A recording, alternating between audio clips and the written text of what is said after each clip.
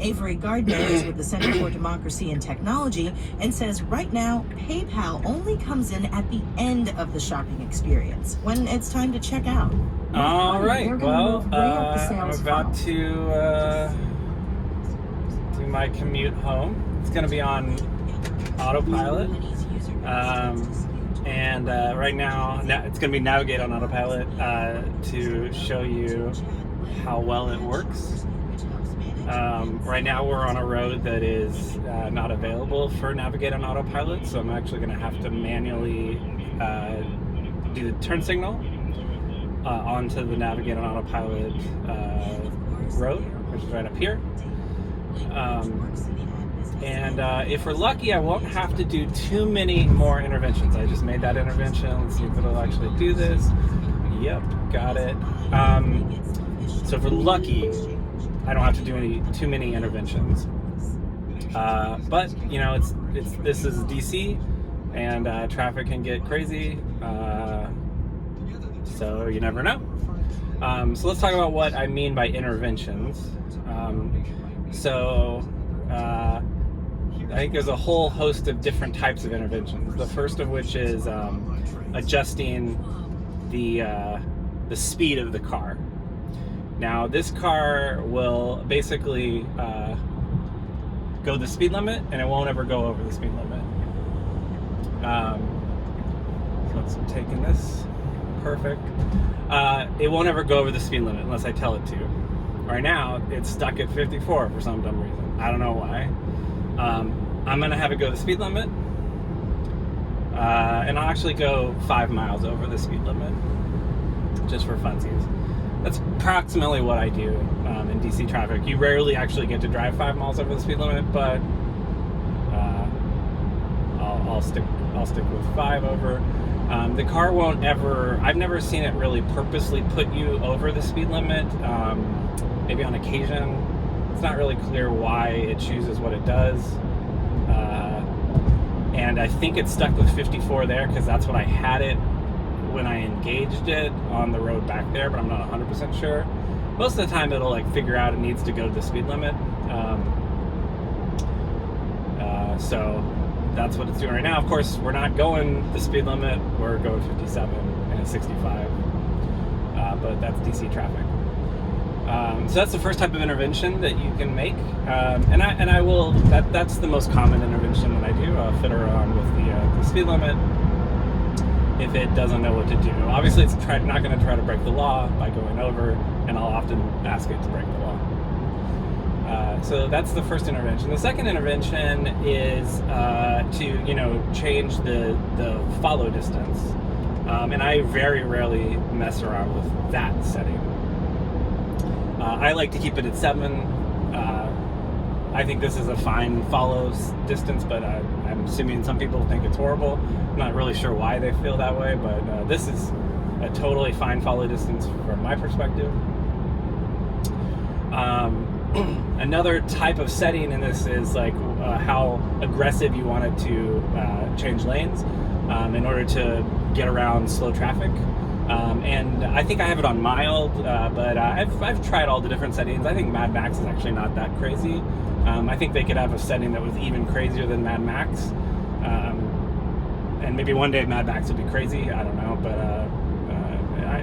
I wonder what it would do if it were in Mad Max mode right now. Obviously, there's this like huge truck that might be preventing the car from even wanting to change lanes. It's not really clear, it's a neural net, so it's never clear what the logic is about whether it wants to change lanes or not. It might be the case that it sees that this lane over here is the exact same speed as this lane, so it doesn't want to change. If that's the case, I think that's a perfectly fine decision for the car to make.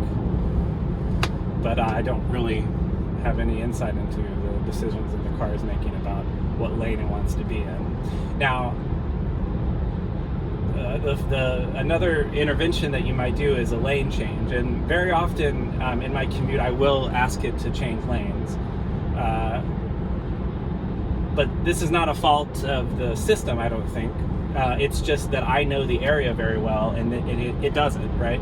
Even though it drives it every single day, So it changed that, it canceled that lane change because I think it saw this car over here that it wanted to change into, and it was like, oh, that car's going slow, I won't change lanes. Smart car. So what I was saying is about the lane changes that I'll request. I have a memory and the car doesn't. I think the car has about a 2-second memory or a 3-second memory. I don't 100% know how exactly the memory of the car works, but it's certainly not a long-term memory. So it doesn't know that at 5:30 or 6 o'clock every 6 o'clock on a weekday in DC, these, the right 2 lanes on the Beltway are horrible. So good in the left 2 lanes. It doesn't know that, obviously. Now it can maybe sense that the left 2 lanes are great and the right 2 are not. But I know ahead of time. I know like 5 minutes from now we'll want to be over, so I'll actually ask it to go over ahead of time. I think that's a totally acceptable helping out of the car. Oops. So that was okay. I was talking to you and the car wanted to go over there, and in fact the car really wanted to go over there because apparently the Beltway is bad. And if I had been paying attention to this and not you, I wouldn't have canceled it. That's another intervention, obviously, what I just did. It wanted to go over, and I was like, why are you wanting to go over right now? Don't do that. And I probably should have taken its advice. That's a very rare change. I very rarely go home that way, and it's a toll road as well. It may have saved me a few minutes on the commute, but I don't know. I wasn't paying attention. I can obviously go review it afterwards. Maybe I just really screwed myself by a huge delay. I don't know. We're about to find out. Anyway, I do know that around this time of the night, certain parts of the Beltway are very bad, and so I will help the car out by saying, you need to be in this lane, and I'll put it in that lane. But I won't physically put it in the lane, but I'll ask it to lane change. I won't let it pick the lane it wants to be in. I'll sort of force it over into the lane that I know it needs to be in. And again, this is like 2 brains working together. And I think 2 brains is better than 1. The brain of this car can be concentrated on the cars in front of me and the cars behind me. It wants to change lanes. I'm fine with that. I'll go for it if you want. There's a guy right behind me, though. You can't see him. And he's sort of inching up into my thing, and he's obviously confused about this car and how unaggressive it is at lane changes. So he's just hanging back, and he'll pass me. I'm fine with that. He'll think I'm an idiot. I'm fine with that. And then it'll change lanes. I thought that was a great lane change. It could have sped up a little bit, but that would have been fine. But I thought that lane change was very acceptable. I would consider it a perfect lane change. Now, another thing that Navigate on Autopilot will often want to do right up here is get into the 3rd lane over. But I really don't want it to do that. So if it ever tries that, I will cancel that lane change.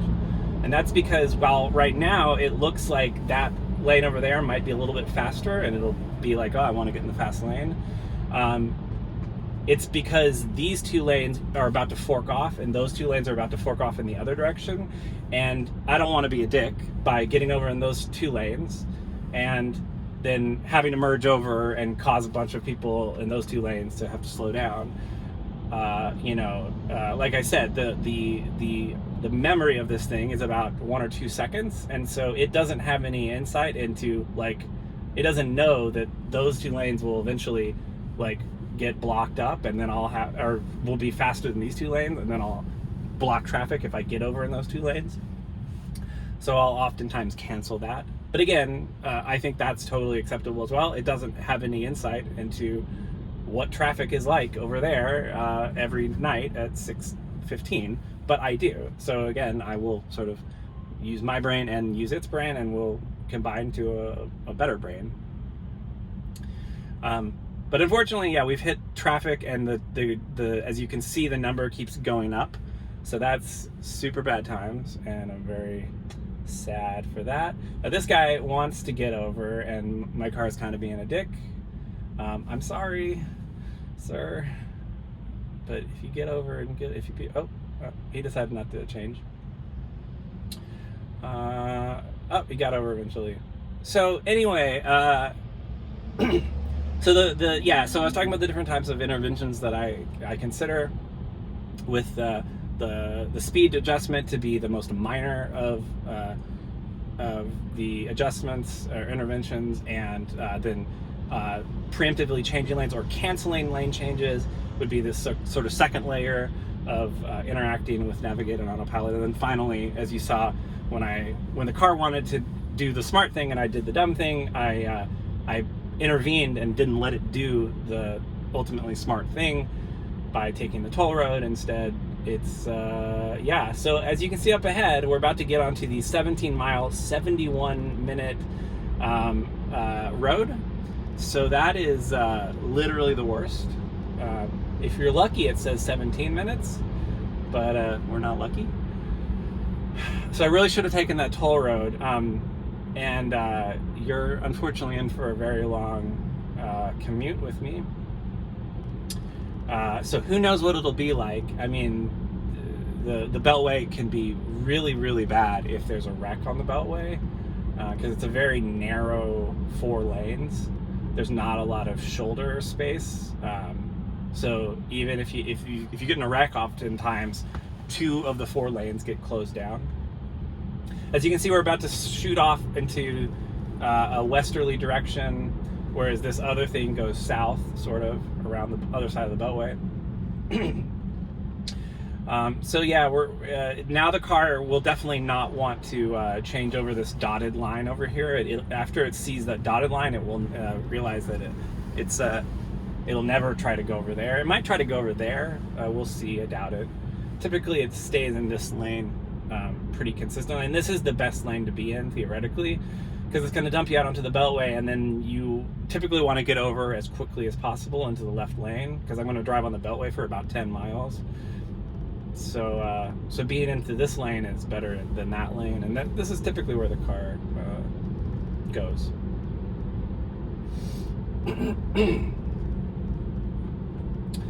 And so those are the different types of interactions with the car. I've only had a few commutes where I've had to have like basically 0 interactions with the car. I did like the Navigate on Autopilot just does perfectly the entire time. Most of the time I have to fiddle with the speed just a little bit for whatever reason. And very often I will also, cancel lane changes or initiate lane changes that it doesn't realize at once, because ultimately it'll save me time. But again, I don't find fault in the neural network. It's going to have to be a much, much more advanced neural network for it to have time-aware situational awareness of the roads, right?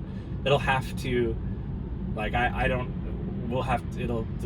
the neural network will have to be significantly more advanced in order to realize that at every 6:15 on the DC Beltway, you need to be in. It's better to be in this lane because around this time every day, these 2 lanes are less slow. I don't know how long it'll ever. I don't know when we'll ever get to that point. I mean, I can definitely see them being able to create a sophisticated enough neural network for it to get near that point. And I think that it might be able to use real-time traffic data from Google to better give it a sense of what it should be doing. I don't think it has that sense yet. I don't get any sense that it's using the real-time traffic data like a mile ahead to make lane changes preemptively. But it could certainly get to that space, to that level of sophistication. I think relatively simply, but I mean, I think it could take a couple of years before they get to that level of sophistication. So luckily we've now sped up, and the time has gone down. So I'm not sure what's happening. Maybe there was a wreck. Maybe it got cleared. I'm not sure what's happening. But this level of traffic right now on the Beltway is good. It's not great. Clearly, we're going to hit something somewhere. But very often when I'm here, like this whole lane over here is super backed up. This is when I start to initiate the lane transfers over. And again, I don't really consider this a failure on the part of the neural network. So I'm going to get it over, because this is theoretically the rightmost lane of the Beltway. This is now the second to the right, and I want to get into the second to the left of the left lane. As you can see now, we're getting backup traffic it's going on to one of the city streets here, and I just try to avoid that as much as possible. So I just have it change lanes. But again, I'm very comfortable with the neural network's ability to safely change lanes, and I don't even look over my shoulder anymore. For the most part, I sometimes look over, but I didn't just now. It's really solid in that regard, and won't change lanes into oncoming traffic. The thing that I'm worried about, of course, is not the car, but I'm worried about the other drivers. I actually trust the car more than those drivers over there. What I'm worried about is the car stays in that rightmost lane, and then all those stuck cars that are trying to get onto the city street will decide, oh, I don't want to get on the city street, and they'll dart out. And I don't know what the car will do in that scenario. I mean, I would ideally not like to find out, right? Hopefully the car would stop, brake, but you never know. Like, I don't know what the reaction time of the neural network is at the moment in that scenario. So again, two brains, I'm trying to keep the car safe while it tries to keep me safe. So anyway, the speed limit has gone down to 55, as you can see, on the Beltway. But traffic is, approximately the same density and speed. And this is pretty standard, typical Beltway traffic around this time of night. So yeah, I don't know what was happening in terms of traffic prediction earlier, but hopefully it got cleared out. But we might hit traffic. It looks like there's probably traffic up ahead. It looks like there is a wreck somewhere, probably after my exit, but I don't know. We're about to find out. Yeah, I mean, what you just saw that's the only real intervention that I have during my nighttime commute. For the remainder of the commute, it's just going to drive in this lane for a while. Eventually it's going to get over, and then it's going to get over again, and then it's going to get over again, and then it's going to take the exit, and that's basically my commute. I'm basically done after that. Yeah, I got 5 miles to go on this Beltway, and with any luck, we won't hit any traffic, but we'll see. But yeah, when it's this level of traffic, the car has literally no problems navigating over from this lane into the other one. And if it gets really bad, which it's apparently doing right now, then I have found that the car can struggle in very, very like stop and go scenarios when it wants to get over. But it's for the most part pretty good. But those aren't really the times where I think I feel like those are very rare times, Like a lot of the times you're in stop and go and you're not changing lanes, which is fine. And that's the time when the autopilot is perfect, right? We all know that the best time to use autopilot is when you're in stop and go traffic, because it's so mindless, but it's also very safe. It's very unlikely you're going to get in a wreck. You're just not traveling at high enough speeds for it to matter. But it's a mindless activity that if you have to pay attention for it, fatigue sets in. This car just takes care of it for you. It's great. The other time it's very useful for you is long stretches where you're not doing a ton of lane changes, and then the car is like almost perfect there too. So the scenario where you have to do a lot of lane changes and you're going like very, very slow, those are, in my experience, relatively rare. But given the way the traffic's looking right now, we might see that. It's totally possible that that's going to happen here in a second. And we'll see how well the car does. I don't know. It might do just great, and I might need to manually intervene. We'll see. But that's kind of outside the realm of that's outside my standard commute. A lot of the times it'll be backed up back there when I'm not really needing to change lanes. And this stretch past Georgia will be really clear and quite easy to navigate through. It just so happens that today, past Georgia, it appears to be much more backed up.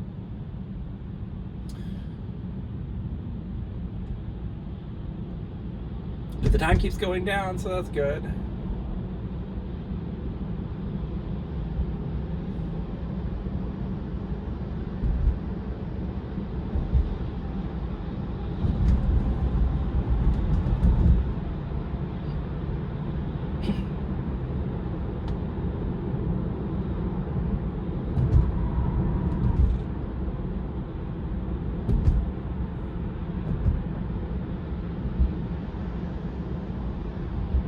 Another kind of head scratcher that I wish I had more insight into is that, I set the max speed to 70, and then we went from 65 to 55, but the max speed stayed at 70.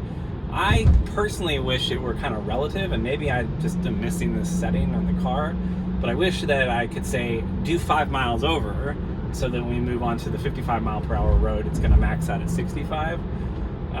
It'll max out at 60. I don't know if that's an option or not, but I would like to see that option, just because I personally think driving 70 on the Beltway is crazy, although some people will do it, and in fact we might do it right now. I mean, if traffic clears out and then people start driving real fast, the car will definitely go 70. We've already hit 60, and it's possible that if traffic gets even lighter, people will start driving faster. I think 60 is a very fine speed on the Beltway. So it wants to get over. As you can see, it really wants to be in the rightmost lane. And let's see if it will. Yeah, it's gonna pass this. No, it's not going to pass Tesla. It's going to decide that it wants to change lanes. Now, again, I think this is fine behavior, what it's doing right now. And did you see that? Oh my God. Whoa. So that's, I think, a perfect example of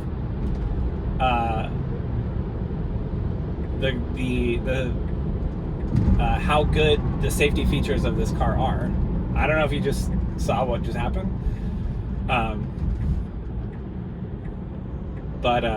So my car put on the turn indicator and wanted to get over, and it was getting over, and then the car 2 lanes over decided to also merge into the lane that I was merging into, and it aborted. The car behind me was super excited to go fast, and it almost ran into the back of me. So that's a scenario like, what does Autopilot do in that scenario? Does it like try to actually do the lane change and try to force the other person back into the lane, or does it abort? I think abort is the safer thing, and it would have been totally fine if the person behind me hadn't been really aggressive and wanting to get around me. So yeah, I could have just had a wreck there. And I would not have considered the car at fault for that particular thing. My turn signal was on, it was going for it, and the other guy just decided to also try to merge into my lane.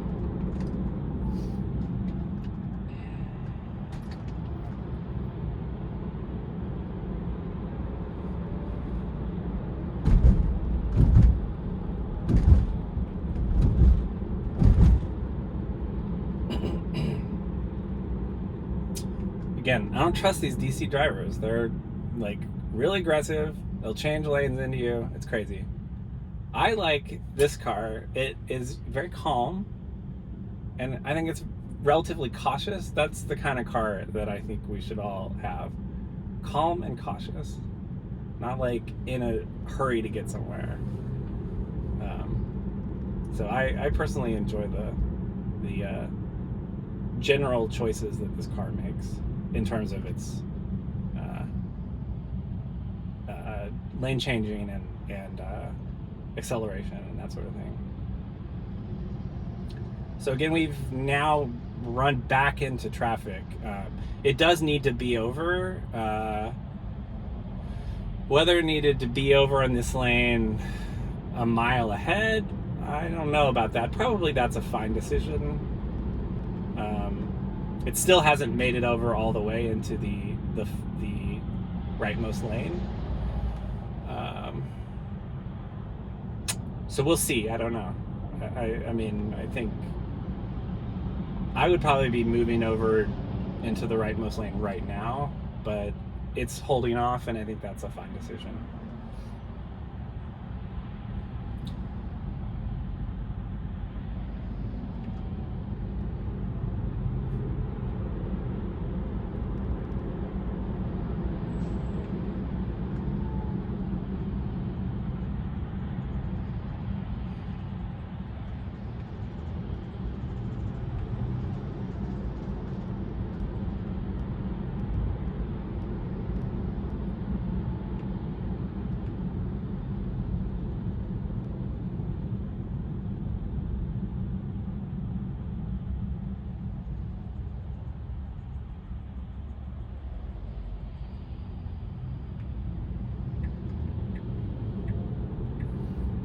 So now it's wanting to get over.